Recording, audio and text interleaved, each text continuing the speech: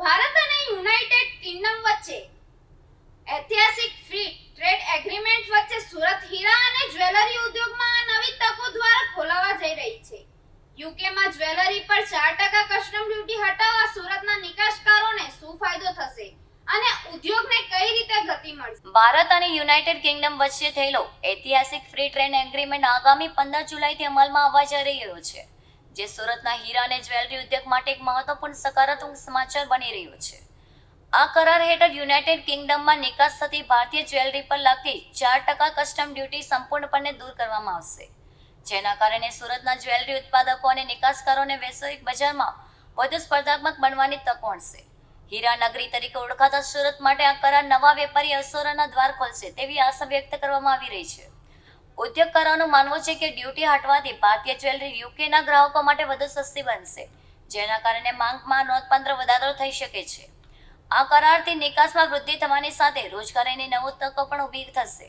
સુરતના હજારો કારીગરો અને જ્વેલરી સાથે સંકળાયેલા વેપારીઓને તેનો સીધો લાભ મળશે. ઉદ્યોગ સંગઠનોએ આ નિર્ણયને લઈને ઐતિહાસિક ગણાવી તેમ કેન્દ્ર સરકારનું સ્વાગત કર્યું છે.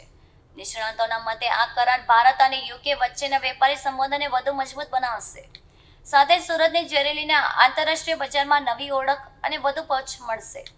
વૈશ્વિક વેપારના બદલાતા માહોલમાં આ કરાર સુરતના ઉદ્યોગ માટે વિકાસની નવી તકો લઈને આવ્યો છે. અમેરિકા દ્વારા વિશ્વના તમામ દેશો ઉપર જે પ્રમાણે ટેરિફનો કોરડો વીંઝ્યો, એના કારણે દરેક કન્ટ્રીના એક્સપોર્ટની અંદર ખૂબ મોટો ઘટાડો જોવા મળ્યો. લોકોની પ્રોડક્ટ 50% ટેરિફ એટલે જે કંઈ $1 મળતી હોય $1.5 મળે. આના કારણે એક્સપોર્ટની અંદર પણ ઘટાડો જોવા મળ્યો. ખાસ કરીને ભારતના યશસ્વી વડાપ્રધાન શ્રી નરેન્દ્રભાઈ મોદીએ આ જે કંઈ મુશ્કેલીઓ ઊભી થાય એનો સામના કરવા માટે દુનિયાના અલગ અલગ દેશો સાથે ફ્રી ટ્રેડ એગ્રીમેન્ટો ચાલુ કર્યા. એમાં હમણાં જ ભારત સરકારે યુનાઇટેડ કિંગડમ સાથે ફ્રી ટ્રેડ એગ્રીમેન્ટ કર્યા. આવતા મહિનાની 15 તારીખથી આનું અમલી થશે. ખાસ કરીને હું જેમ્સ એન્ડ જ્વેલરી સેક્ટરની વાત કરું તો યુકે સાથે આપણું ડાયરેક્ટ એક્સપોર્ટ જે કંઈ આપણે એક્સપોર્ટ કરીએ છીએ એના 3% વાઇઝ આપણે 3% યુકેની અંદર ડાયરેક્ટ એક્સપોર્ટ થતું હોય છે.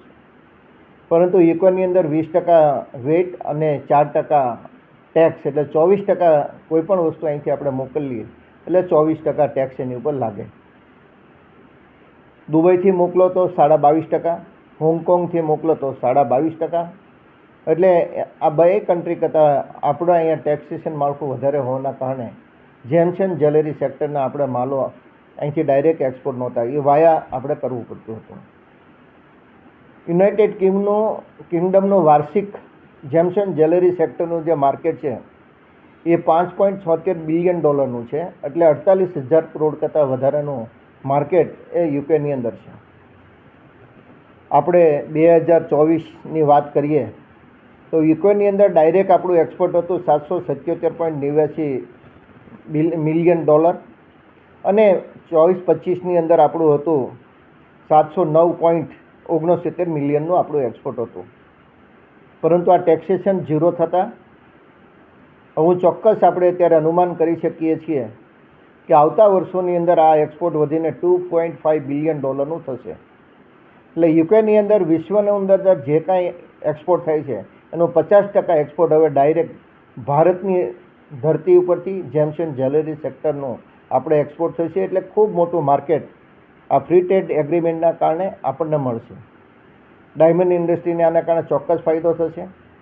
અમેરિકાની અંદર જે કંઈ આપણને ઘટ છે એ ઘટની પૂરક તરીકે યુનાઇટેડ કિંગડમ આપણને આમાં સહાયરૂપ થશે.